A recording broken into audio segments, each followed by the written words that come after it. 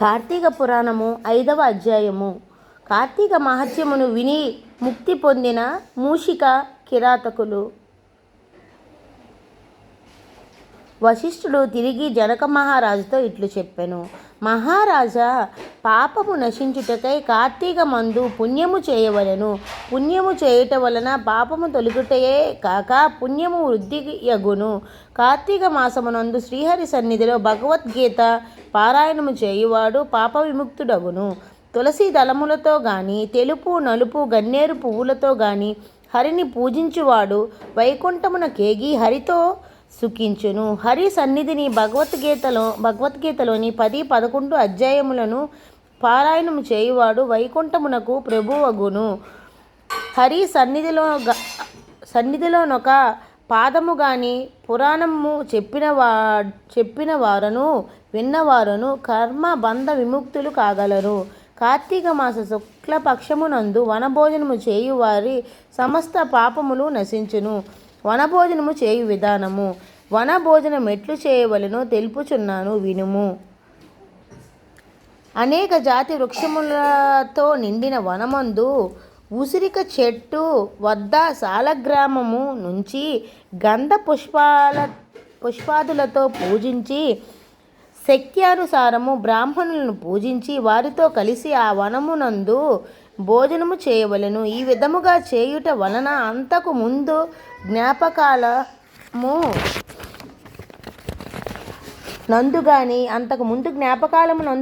హోమకాలము నందు గాని పూజాకాలము నందు గాని భోజన కాలము నందు గాని తర్పణ కాలమందు గాని చండాలుర యొక్క పాపాత్ముల యొక్క అశౌచము గలవారి యొక్క సంభాషణలు వినుట వలన కలిగిన దోషము నశించును. అంతేకాక సమస్త పాపములు నశించి వైకుంఠమున కేగి సుఖింతురు.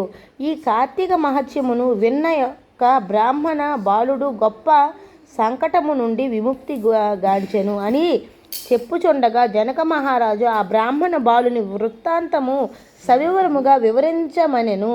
వశిష్ఠుడప్పుడు, ఓ రాజా, కావేరీ నదీ తీరమున దేవశర్మయను బ్రాహ్మణుడుండెను. అతడు సదాచార సంపన్నుడు, కానీ అతని కుమారుడు కడు దుర్మార్గుడు. ఒకనాడు ఆ బ్రాహ్మణుడు తన పుత్రుని పిలిచి, నాయనా, నీవు అనేక పాపకార్యములు చేసితివి. నీవా పాపము నుండి విముక్తి కలుగుటకు కార్తీక స్నానం ఆచరింపుము. కార్తీక మాసమునందు శ్రీహరి సన్నిధిలో దీపములు పెట్టుము అని చెప్పగా, నేనట్టి పని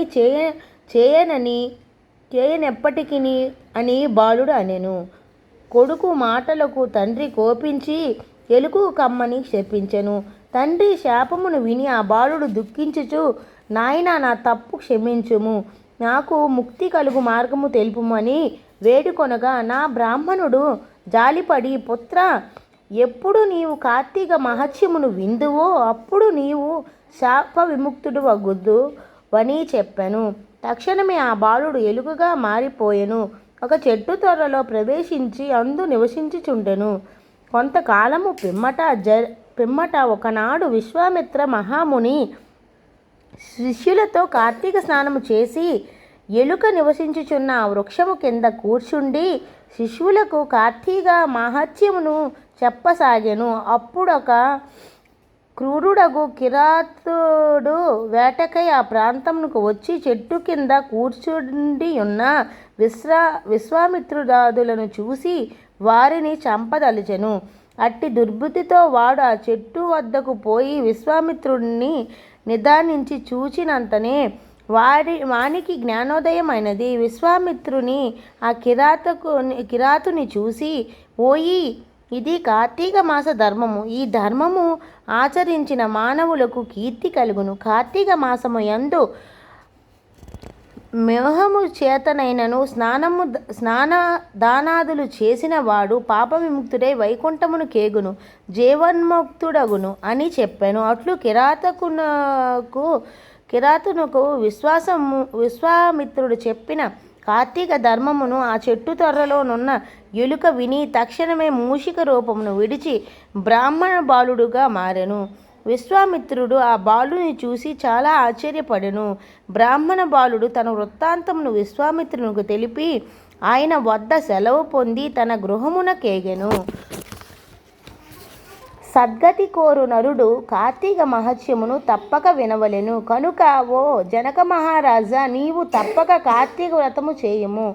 బ్రహ్మ నాకు చెప్పిన కార్తీక మహత్యమును నేను నీకు చెప్పుచున్నాను కనుక నీవి పురాణమును శ్రద్ధగా వినుము.